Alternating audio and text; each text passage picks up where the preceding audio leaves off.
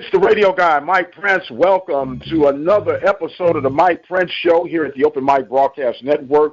We come to you daily right here with all of the world of sports on the local high school and collegiate level here. We reach regionally, and occasionally we are going nationwide. We have a special guest with us on today, one of our latest and greatest correspondents representing the Southland Conference. It is none other than Rob Butler. How you doing today, my man? I'm good, man. Mike, I've had a blast doing this. It's a pleasure to do this. It's a pleasure to have you on board with us, man. And before we get any further to the latest information you have, why don't you introduce yourself to the Open Mic family? Okay, I grew up in Orange, Texas. My athletic career was less than stellar. I went to West Orange Stark High School, played a little JV football, and I grew up watching A&M, the Southwest Conference, and Jackie Sherrill, R.C. Slocum, and I remember watching Andre Ware, who won the Heisman at U of H, and then old Peter Gardere, he went 4-0 against Oklahoma, and that's pretty amazing. But the Southwest Conference reminds me a lot of the Southland Conference today. You got a lot of regional rivalries, and the Southland Conference has 11 football-playing schools, 3 states, Texas, Louisiana, Arkansas, expansion rumors. Even Tarleton State, they're playing Division I FCS this year. Could they be added as a member? You got UT Arlington. If they ever add football, could they come back to the Southland Conference? Some people seem to think that Texas Southern could leave the SWAC. I don't know, but where I'm located in Orange, Texas, and we're the easternmost city in the state of Texas, I got Lamar University like 30 miles to my west. I got McNeese 37 miles to the east. I can go to either one to see a game, and that's pretty incredible, really. And I got 2 degrees from Lamar. I got a finance degree, and I got an MBA. And when I started in graduate school in 2008, Lamar had voted to add football, to reinstate football, and and a lot of people don't realize this, but the Independence Bowl and the Southland Conference are tied together. They started that in 1976, and McNeese has actually played in a handful of these games. And but what we do have the FCS title game in Frisco, Texas, at Toyota Stadium, and we've hosted that game for 10 years in a row. It's on ABC, and Tom Burnett, the commissioner, he's recently said in an interview he wants to keep that game in Frisco, and I think they will. Yes, sir. It's always an ideal time as far as the weather is concerned, with it being played in December. Well, this year they actually moved it to January, and it was some strategic moves behind that. But it's been a great place. It sells out every year. The electricity is in the air, and the city of Frisco, I should say, receives quite a handsome reward as the residue of income that's left behind. Oh yeah, and then most of their visitors are from North Dakota, because North Dakota State has just been dominating in the FCS every year, and they're down there every season. But I tell you what, I really feel like we're going to get a team in there maybe next season. I think the Southland Conference is going to be represented. Well, who do you think would be the closest team to represent? Oh, man. Oh, that's hard to say. I was going to say Sam, but they announced yesterday that their quarterback, Tyson Brock, has entered the transfer portal. So I don't really know, and he split time last year with another guy. But, man, from top to bottom, man, this conference is just wide open. I like Central Arkansas. I like Nicholls State. It's just wide open, man. There's just no telling. Robbie, you know that in your heart you want to pull for those Lamar Cardinals, don't you? Absolutely, I do. And here's the deal. I like Blaine Morgan. I like what he's brought to the program. He's 42 years old. He brings a new vibe there, and he knows Texas. He knows he's from Addison, and he was offensive coordinator at Air Force and San Diego State. Lamar can build a contender. I really do believe that, but it's going to take 4 to 5 years. This is a rebuild. This is a total rebuild, and the fans need to be patient. Okay, so that little side note is Cardinal fans, hold on. Change is coming, but give us time to build us a champion. Yeah, give us time. I really feel like Lamar's going to put together a top 30 recruiting class next year. Okay, That's what I believe. we're talking with Rob Butler, the Southland Conference correspondent for the Open Mic Broadcast Network. Let me say this, Rob. You did an outstanding job with the signing days throughout the Southland Conference. Man, people are still buzzing about that thing, and just continue to do what you do, man. They say don't change anything. A job very well done.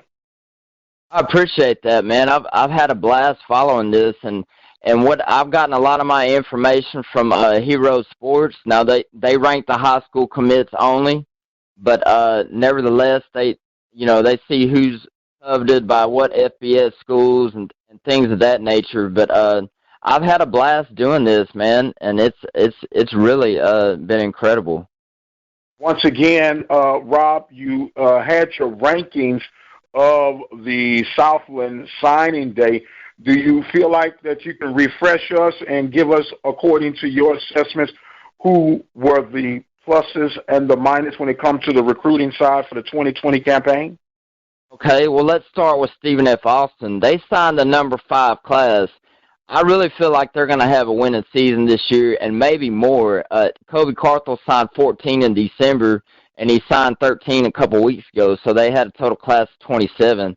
Now, they finished 3-9 last year, but, I mean, their record was much better than what it indicated.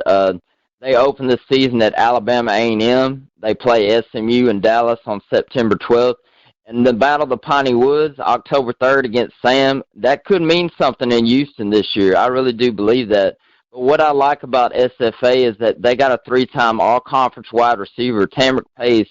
He missed last season because of academic issues and injuries. He's coming back. He's a fifth-year senior.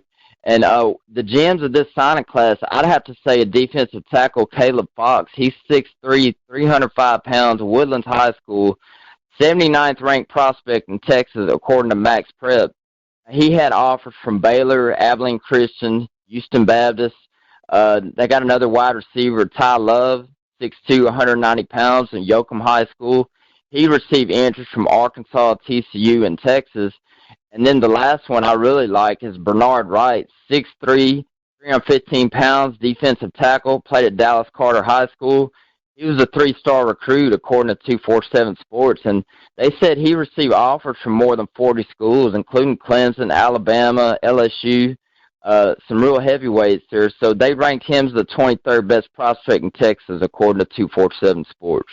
So what they got in the water up at Nacogdoches, man, that's got people being swayed from these other great opportunities, you think? I don't know, man. Something has to be working. I think Kobe Carthel is doing an outstanding job, and SFA has a little tradition. They've played in a couple national championships. Well, I know one for sure in 1989, but yeah, I think that they can get back to the playoffs, and you know they've had some off years, but I really think this year is going to be a winning season for sure, maybe more. Okay, who's next on the list? Well, I'll tell you what, I like Central Arkansas. They had the number 12 class. Nathan Brown, he added 8 mid-year transfers. He got a lot of offensive linemen. His high school signees, he got a linebacker, Kendarius Moore, 6 foot, 215 pounds, West Memphis, Arkansas, West Memphis High School. ESPN had him as a 3-star prospect. They got a running back named Tristan Smith, 5'10", 215 pounds, Duncanville High School in Texas. Rivals had him as a 3-star prospect. And the big one, they got a quarterback, Hunter Lloyd, 6'3", 200 pounds, Rogers High School in Arkansas. He was the 38th rated dual-threat quarterback in the country by 247 Sports. So they went 9-4 last year and advanced to the FCS playoffs, and for the third time in the past 4 years, and they shared the conference championship. But they opened this 2020 season August 29th against Austin, PA, in the Guardian Credit Union FCS kickoff. That's in Montgomery, Alabama. A lot of people call that Week 0, so we'll call that Week 0. But I'm looking forward to that. That's going to be on ESPN. Okay. So far, Stephen F. Austin, Central Arkansas. Who do we have next? Well, next I'd have to say Nicholls State. They had the number 48 class. Tim Rabeau, he signed 26 altogether. They got receiver Tevin Bush. He's a West Virginia transfer, 5'7", 170 pounds. They got Devonta Jason, a Mississippi State transfer, 6'3", 220 pounds. And they returned to Louisiana, after starting their careers at Power 5 schools. He got a gem and a defensive lineman from Tulane, Jamyron James. He's 6'1", 280 pounds. DeAndre Keller, 6'3", 270 pounds. He's one of 2 signees from that state champion St. James program. He got a linebacker and graduate transfer, Tyree Evans. He's from Southern Miss, 6'2", 205 pounds. And he got help in the secondary, too. He got LSU Tiger Keenan Jones from Berwick, Louisiana, 6'3", 215 pounds. So, they made their 3rd consecutive appearance in the playoffs. That's the first in school history. They finished number 14 in both the final FCS polls, top 25 FCS polls, and they played LSU on October 3rd. I like what they're doing. They went 9-5 last year, of course, and I really like it when we match up against these FBS schools, these games. I think we're going to win one this year. I don't think it'll be that one, though. Hey, LSU still coming back locked and loaded, so that would be a tall order. Nicholls State. Yeah. We're talking right now with Rob Butler, the Southland Report here at the Open Mic Broadcast Network. So far, the top 3, if I'm not mistaken, Rob, is Stephen F. Austin. Then we had Central Arkansas, and we just completed from Nicholls State. Who's next on the list? I'd have to go with HBU. Now, they had the number 41 class, and I would have to put them as my sleeper team this year. They signed 17 in December, then they added 6 a couple weeks ago. So Vic Shealy, altogether, he had 23 in his class. They had a JUCO transfer offensive lineman, William Brewer, 6'4", 287 pounds. He played at Liberty by way of City College of San Francisco. Then they got Kendall Seps, 6'4", 325 pounds. He played at Fort Bend, Austin, and Sugar Land. They got a wide receiver, Tyson Thompson. He played at Klein. He's 5'9", 175 pounds. They had their best season last year in their 6-year history of the program. They went from 1-10 in 2018 to 5-7 last year. They were briefly ranked, and they got 7 starters come back on offense, 8 on defense. Their offense was pretty potent last year. So I really like them this year. So you think that's going to be your sleeper this year out the Southland? I would say so, but I tell you what, they need to get a visitor side. Houston Baptist needs a visitor side. They got one side. They got a home. To play Division I college football, you need 2 sides, man. Come on. Well, their field is a cookie cutter to that of Incarnate Word. So right. I don't know if you've ever had a chance to go and watch a game at Incarnate Word, but to be honest with you, Rob, I kind of like that cozy look. Well, I hadn't visited there, but, maybe I will take in a game there. I think Lamar played there last year. I wasn't able to go to that game, but, I would like to visit all these stadiums. It's on my bucket list to go to every one. Okay, well, maybe we could try to help you coordinate that with your Southland Report throughout the course of the season coming ahead. But here's my little theory about FCS, and I'm going to stress FCS. I personally don't think there should be a stadium to exceed over 12,000 seats. And the reason I say that is because of the budgets that are allowed. And on occasion, you will have a game to bust the seams of 15 to 20,000. But honest and truly, how often is that going to be happening? I think if you create a 12,000-seat stadium, it creates a supply and demand nurture, and that way people will get their tickets early, and there'll always be the buzz of the town. Have you got your tickets yet? That's an interesting point, but I would like to point out that Texas Southern plays in BBVA Compass, and that holds 22,000. That's far greater than any of the Southland Conference schools. I think McNeese would probably be close to like 18,000, and then Prairie View, they play at Panther Stadium. That holds 15,000, and both of these are fairly new stadiums. So, I kind of agree with you on a certain point, but you'd be surprised. There are a handful of schools that have a 50,000 seating capacity in FCS. And I understand that, but the question would be, how often are they selling that stadium out? Not at all. I'm just gonna be straight up with you, man. And some people seem to think that the Power Five, and once they in the next 5 years when they do the television contracts, they're gonna break off and do their own thing. Some people actually think that the Group of Five and the FCS could merge together. That would be interesting. I don't know if that's gonna happen. It would be very interesting and economically wise.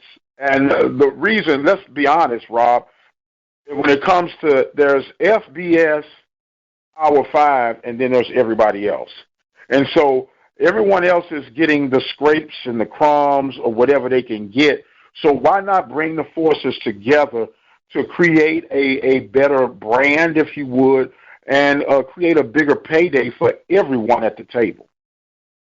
Absolutely, and you take somebody like Central Florida that runs the table like they did a couple of years ago, and they didn't have an opportunity to play for a national championship. I mean, what kind of motivating factor is that to start your season, and you know you're not going to be undefeated, you could possibly be undefeated, and you're not going to get to play for a national championship. It's not fair to me. It's not, but that's just the way this monster has developed itself over years. And when you look at that Group of Five, they're probably the most affected group out of Power Fives, the Group of Fives, and the FCS. And even if you go down to Division 2s, 3s, and so on and so forth, they are the ones that are really hurting the most with things structured the way they are right now. Absolutely. But kind of off topic, I think the American Athletic Conference should be a Power Six conference. That's just me. I think that their brand of football, their whole conference, half those teams could belong in the Power Five easily, especially U of H, and they had an off year last year, but I do believe U of H and SMU at some point in the next 5 years, I would like to see them join Power Five conferences. I don't know if it'll be the Big 12, but Texas has a kind of problem with SMU and U of H. They don't want, their recruiting territory in Texas, but I would like to see SMU and U of H join Power Five conferences before this happens and the Power Five starts their own league, if that's going to happen. I don't think that will be happening anytime within the next 50 years, my friend. Oh, man. Oh. Well, hey, okay. Well, at least you gotta have a wish list, all right? I mean, come on. Yeah. Nothing wrong with that. But in realistic terms, because of the TV market share that U of H would require in a part of the Pac-12, I'm sorry, not the Pac-12, but the Big 12, that's not going to happen. Recruiting field, that's not going to happen. SMU is in another strong market of the Dallas area, which is another strong television area. That's not going to happen. These guys not want to split the pie up no more than what they have to already.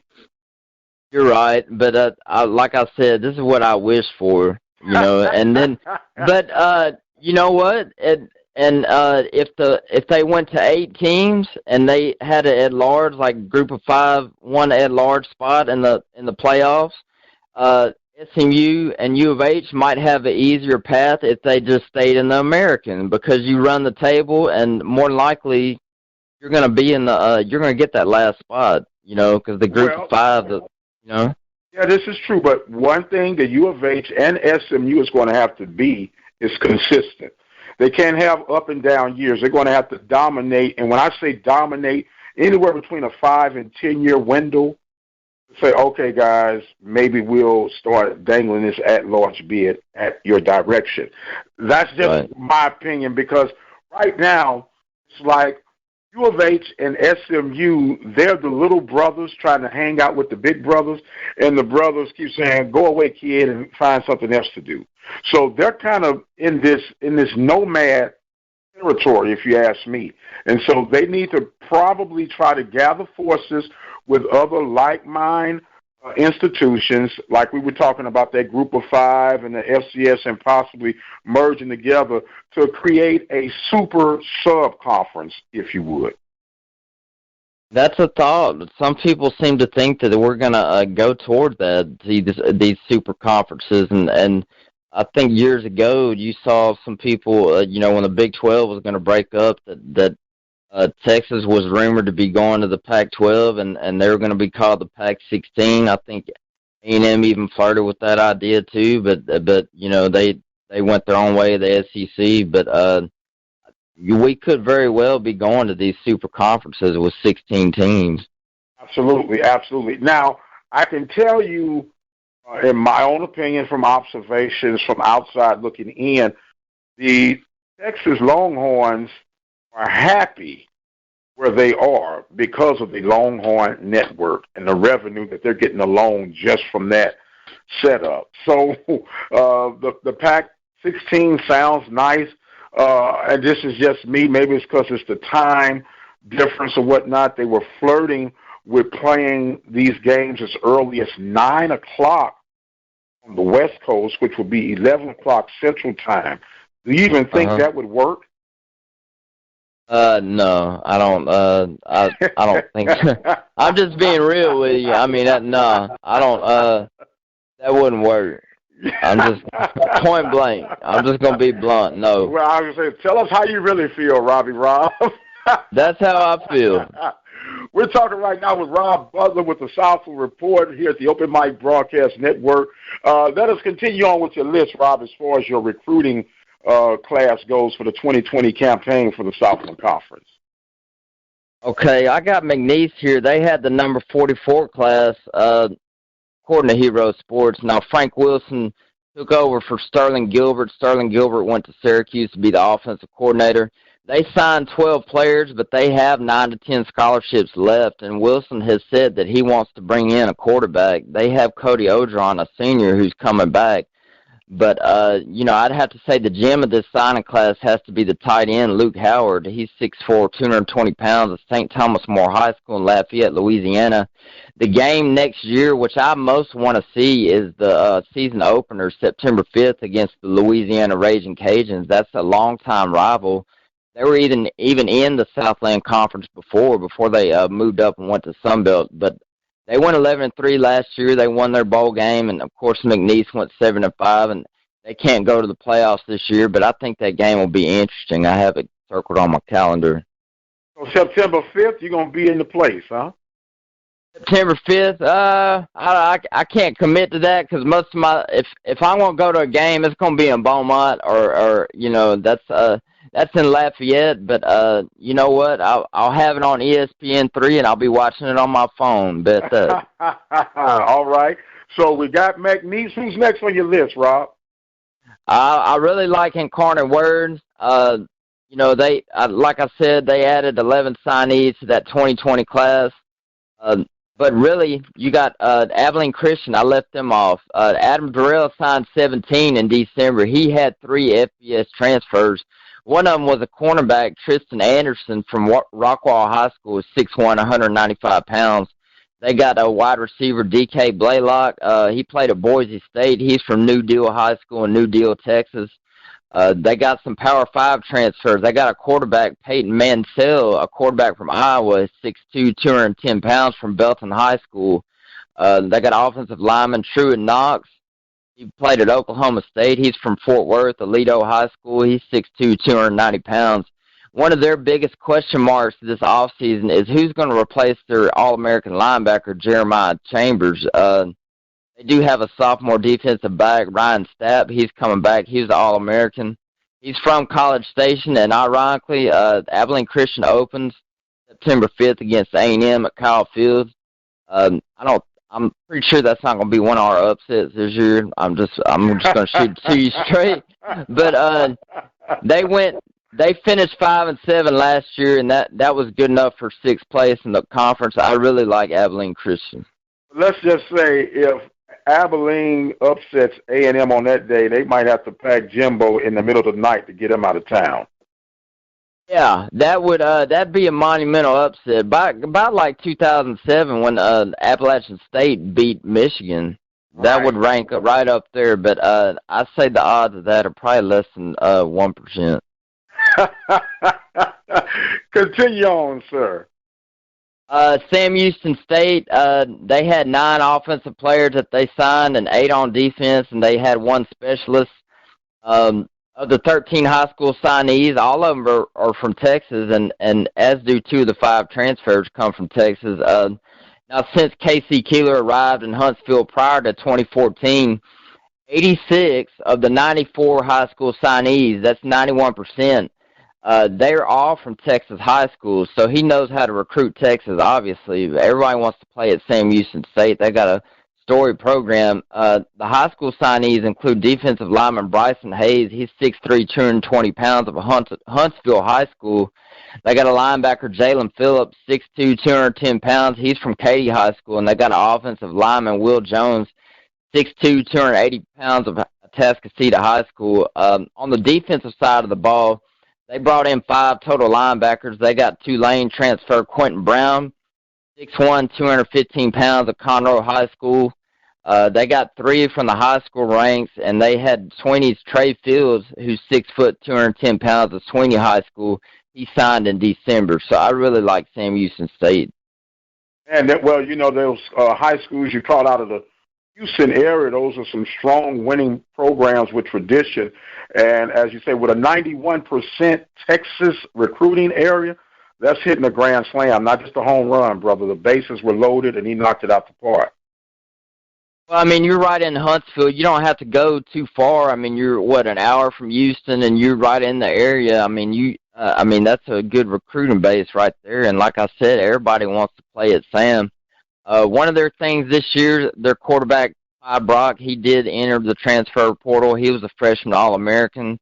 I don't know that they're going to miss a beat there because he shared time at quarterback last year, but Sam Houston State is going to be good this year.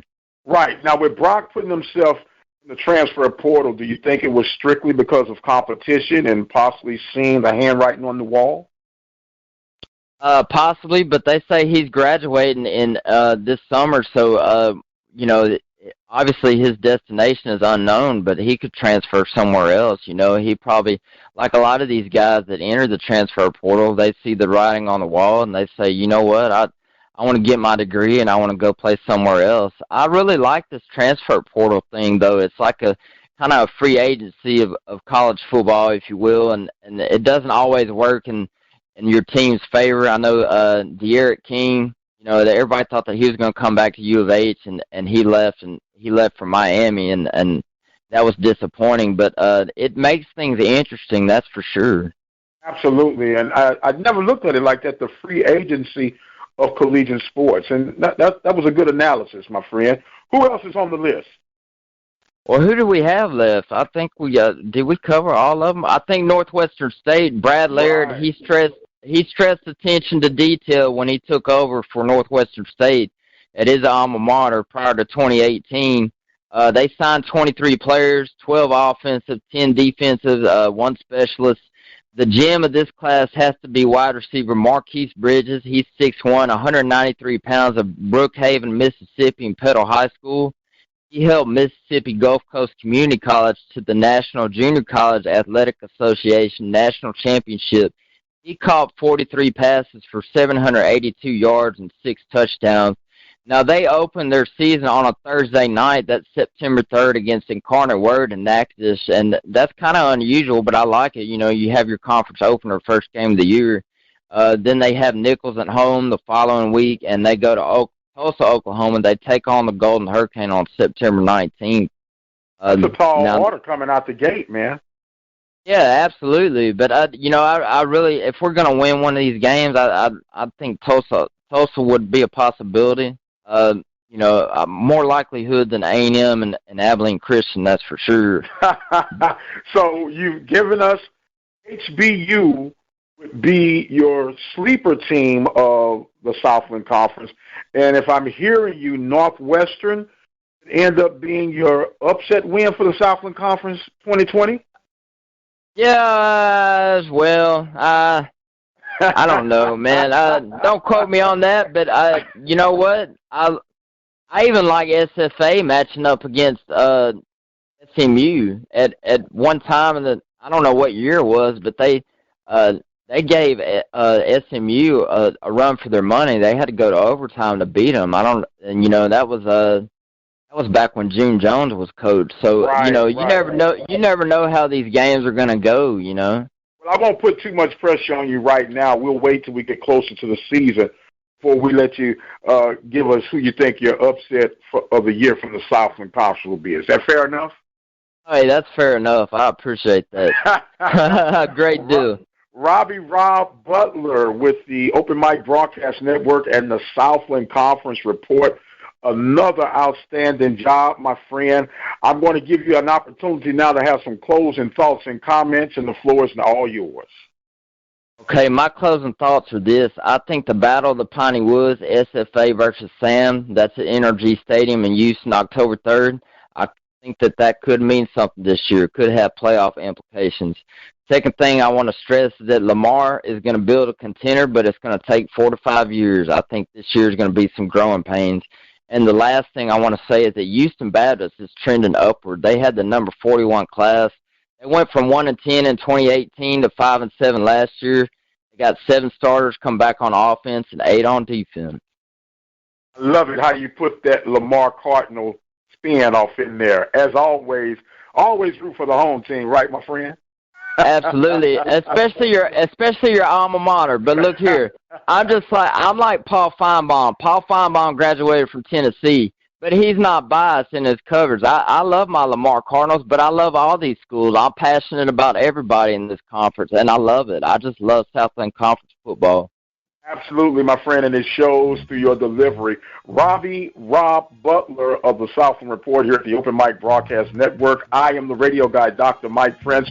Remember to follow us on our social media handles for Instagram, Facebook, and Twitter, all at The Mike Prince Show. The YouTube channel is Open Mic Broadcast Network, and our 24-hour dial-in message line, 713-570-6736. I have the exit stage left for right now, but until the next time, you guys be blessed. We'll see you on the other side.